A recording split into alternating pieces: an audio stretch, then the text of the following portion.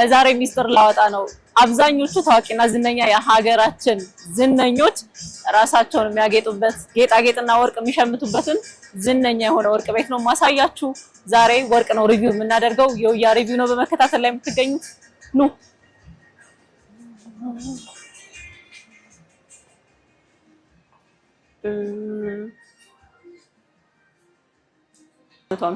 አሁን ግራም ስንት ነው? አሁን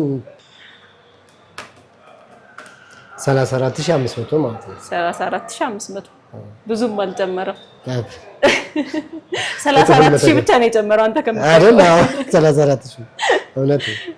ስለዚህ 21 ካራቱ ማለት ነው። ይሄ 21 ካራቱ ነው የውጭው ማለት ነው። የውጭ 21 ካራት ከሆነ 34500 በግራም። ስለዚህ ምን አይነት አማራጮች አሉ እናንተ ፕሮሚስ ጋር ሲመጡ? ያው የሰው ፍላጎት ይወስናል። የጋብቻ የአንገት ሐብሎች የጆሮ ኮምፕሊቶችም አሉ። እንደምታይ በልሙጥ አለ። ፋሽን አለው ወርቅ አለው። ያልፋል በዲዛይን የሆነ ወቅት ላይ ዲዛይን ይኖራቸዋል። አሁን እነዚህ ለምሳሌ እስኪ እንያቸው። የጋብቻ እነዚህ እንደ ፋሽን የመጡ ናቸው። ደብል ናቸው። በፊት ኖርማል ግን ልሙጡም አለ። የጋብቻ ልሙጥ የሁል ጊዜ ዘመን ማይሽረው ነው። በፊት መሀል ላይ ደግሞ ዲዛይን ያላቸው ይመጣሉ ይሄዳሉ። እንደዛ ነው።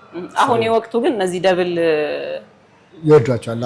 ደብል እንትን ያላቸው ፈቅ ያላቸው ሆኖ ደብል ናቸው። በተለይ ስለዚህ እነሱ በግራም ነው የሚሸጡት ወይስ ሬዲ ሜድ ሆኖ ዋጋ ያወጣቸው ናቸው? በግራም ነው የሚሸጠው። ፈርጥም ቢኖራቸው ልሙጥም ቢሆን በግራም ነው የሚሸጠው። በፒስ የምንሸጣቸው ያው የአፍንጫ አንድ ትንሽ ነገር ትንሽ እዚህ ጋር የምትደረገው ሻቋር እነሱ አብዚያ ወርቅ ያዛ ወርቅ ስትሉ እነሱም በፒስ የምንሸጣቸው አሉ። ስለዚህ 21 ካራቱ አንደኛ ደረጃ የሚባለው አንደኛ ደረጃ የውጭው 34500 ብር። 34000 18 ካራቱ 18 ካራቱ ደግሞ የውጭው ነው የምነግርሽ። 32200። የውጭና የሀገር ውስጥ ሲሆን ይለያያል ዋጋ። ብዙ ጊዜ የጋብቻ እነዚህ በልሙጥ የሚሆኑት እዚህ ነው የሚሰሩት እና አክሱም ላሊበላ የሚባሉ የአንገቶች አለ አይደል? የሀገራችን የትኞቹ ናቸው? እስኪ እናያቸው። ለምሳሌ እሺ እነዚህ ሀገር ውስጥ የሚሰሩ በባህላዊ የሚሰሩ እነዚህ ጎባ የሚባል አለ። አክሱም ላሊበላ የሚባሉ እነሱ እዚህ የሚሰሩ ናቸው እኛ ሀገር። ስለዚህ 18 ካራት ሆኖ 18 ሆኖ ሀገር ውስጥ 21ም ደግሞ እዚህ ከተሰራ ኦልሬዲ ወርቅነት የውጭ ቢሆን እዚህ ነው የሚሆነው። በ21ም ይሰራል። በ21ም ይሰራል ሀገር ውስጥ ሆኖ። እናንተ ሪኮመንድ የምታደርጉት አሁን ሰው ሲገዛ የትኛው ነው መጀመሪያ? ኖርማል ቴስታቸው ነው የሰው ፍላጎት ቢሆንም አብዛኛው ያለው የውጭ ስለሆነ ወደ ውጭ ፎከስ ያደርጋል። ወደ ውጭ ዞሮ 21 ቢሆን ጥራቱ ከፍ ያለ ነው። 21 በጥራት 21 ማለት 85% ወርቅ ነው ጎልድ ነው።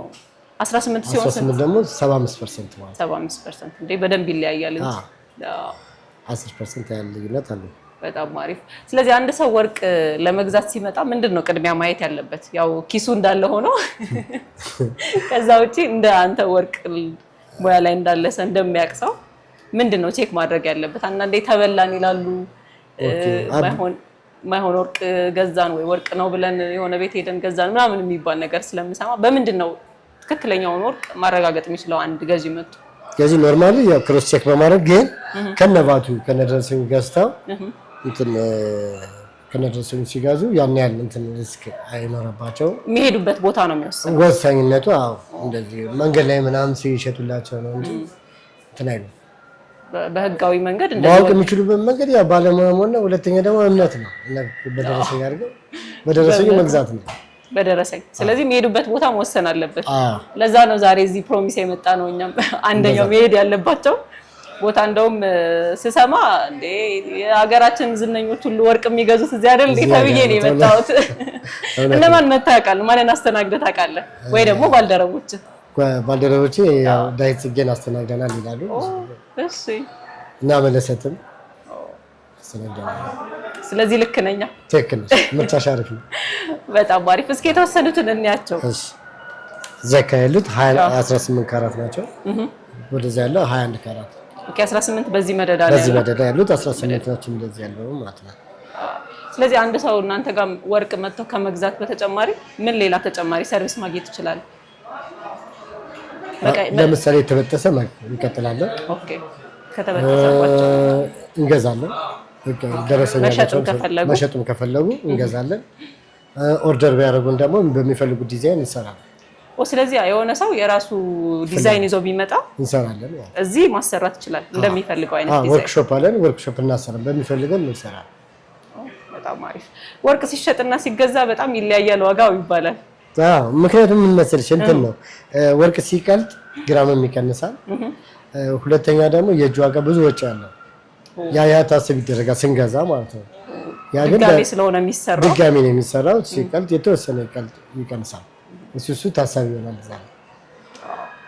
ያም ሆኖ ግን ወርቅ እያደረ ስለሚጨምር ይጨምራል እንጂ ሀብቱ መሆኑ አይቀርም።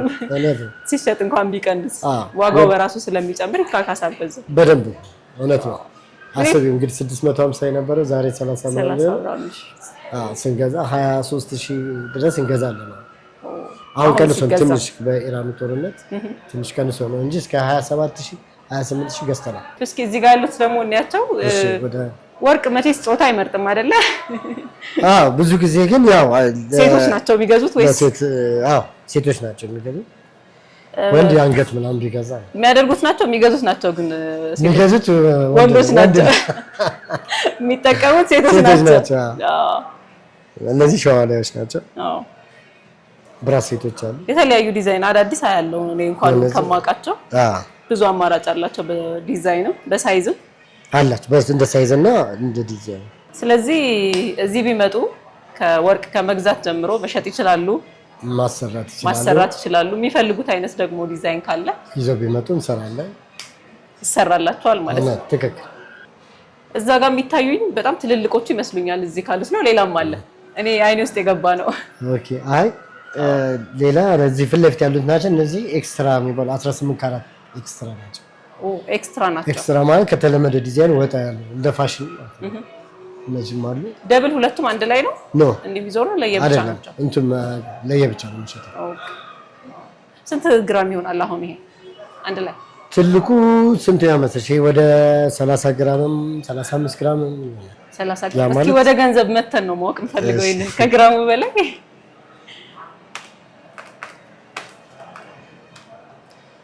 ይሄ 1,207,000 ብር አካባቢ ይመጣል። 35 ግራም 35 ግራም ከሆነ 1.2 አስበው 1 ምናምን በአንገት ይዘህ ስትሄድ ቅርስ ነው በርግጥ። ግን የሆነ ቢዝነስ በለው በራሱ ራሱን ችሎ በጣም 1 ነው። እዚህ ጋር ራሱ ያሉ ዲዛይኖች በጣም የትኞቹ ናቸው አዳዲስ አሁን ትሬንዲንግ የምንላቸው በዚህ ሰዓት ፋሽን ተብለው የሚወሰዱት? እነዚህን ይወዷቸዋል። ወጣ ያሉ ናቸው እነዚህ። በጣም ነው የሚያምረው። ያው ወርቅ በርግጥ ላያምር አይችልም ማለት አይችልም። ያው ያይናዎች ነው የሚሆነው። ያው ያምራል በጣም ይሄ ዲዛይን እና ቀላል ነው ደግሞ እንትን ቀላል ተለቅ ያለ መስሎ። ቀላል ነው። እሺ